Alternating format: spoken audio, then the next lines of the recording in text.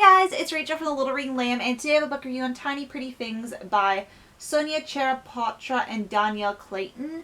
I probably really butchered that, so I'm really sorry about that. This review will be no spoilers, and also if you're new to my book reviews or just need a refresher, I rate my books in 5 different categories.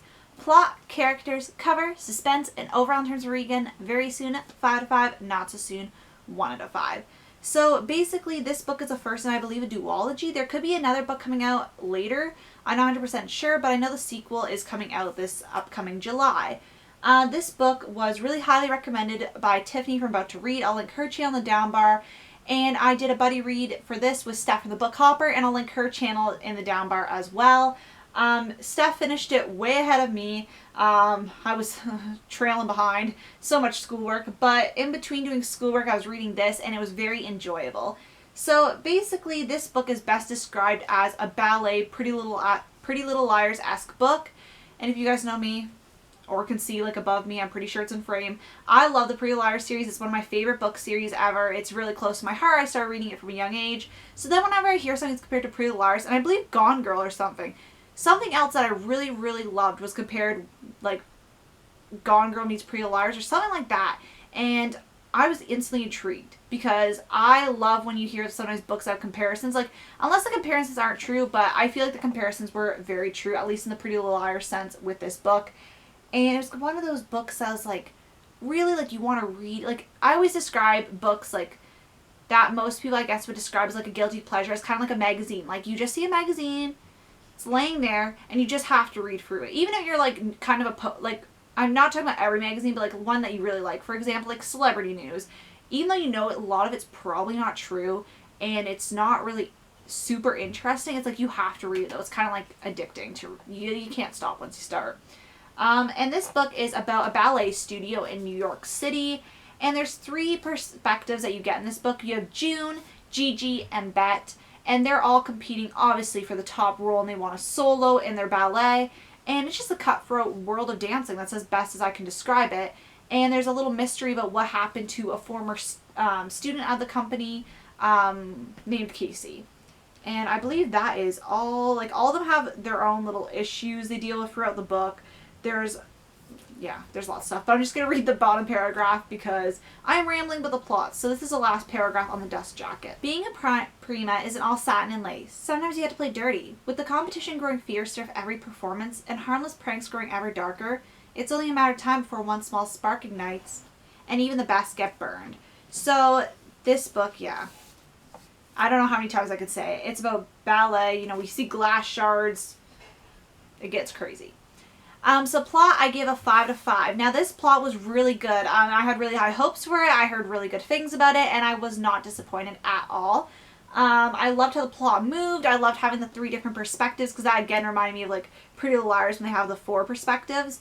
And they, like, I felt, for having 2 authors write this book, like co-author this book, I felt this book was very cohesive. Like, I couldn't really tell there was 2 different people writing the book.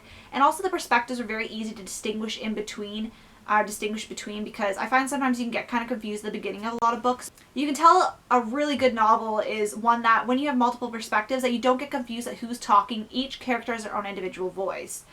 And I loved how the plot moved. I thought it was interesting. I loved the intrigue. I loved seeing the pranks, even though they were kind of creepy. All of it. Like, it had this creepy feel to it, and it was very, very, like, dark, but it was so intriguing at the same time. Like, it's very hard for me to put my feelings about this book into words, because I feel like this book was a lot of things, and it's something I just cannot relay. So characters, I give a 5 out of 5. I really like the characters. Everybody I'm super suspicious of. I have my suspicions on who was behind most of this madness, and I've been discussing that, and I think the characters were really well done. Like, they all, for being ballerinas, you'd think that they'd be all similar in their perspectives. Like, they all want the same thing, yes, and they all do the same thing, and they have lots of similarities between them in the general scope of things, but individually they all have different things, they all have different stories that piece together, their family lives outside the academy, their life in the academy, their friends, their ex-friends, their enemies. Like, it's all kind of entangled. I feel like for being ballerinas that are supposed to are all vying for the same role, so they're all kind of in a similar position. They all have such distinct and unique personalities, which I found was a great aspect of this novel, that they weren't all just flat, like, dimensional characters. And my favorite character by far is Gigi. I really liked her character, or the character of her. And I'd say there wasn't too many that I'm like, oh my gosh, I love that character. The other character I'd say I really like was Henri. I'm pretty sure they pronounce it with a French pronunciation because he was from France. But I really liked his character. He was kind of a jerk in the novel, but he knew what was up. And if he has actually a dark side to this, I wouldn't be surprised. Because he just, you know, he was like, I'm just going to tell it how it is. I'm just going to take advantage because I know stuff. He was kind of slimy in that way, but he's very intriguing to read about, and I can't wait to find out more about him in the next novel. Cover, I give a 5 out of 5. One of the things I love about this book is actually the cover, and the sequel's cover is going to look so pretty with it. I can't wait. But I love how it's kind of like the ribbons, and you see like stuff breaking and shattering, and there's little like, I don't know if you can see in the light, there's like little like spots and glistens of stuff. There's glass. And it looks very elegant, but then you can see the dark side of it, which is exactly how I describe this book. Elegant with a dark twist. And it's just the hardback. It's pretty plain, but I really like how it has the pink writing on it.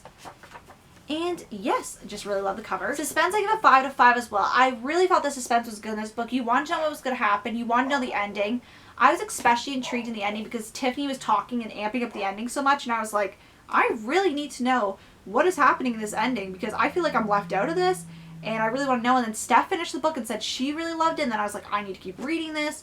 So, yeah, the suspense was really high for me because I really wanted to know what they were all talking about. And I was not disappointed. And it kept me wanting to read. And I think just alone, if I didn't have that experience, I'd still be in suspense just as much because I want to know what's going to happen.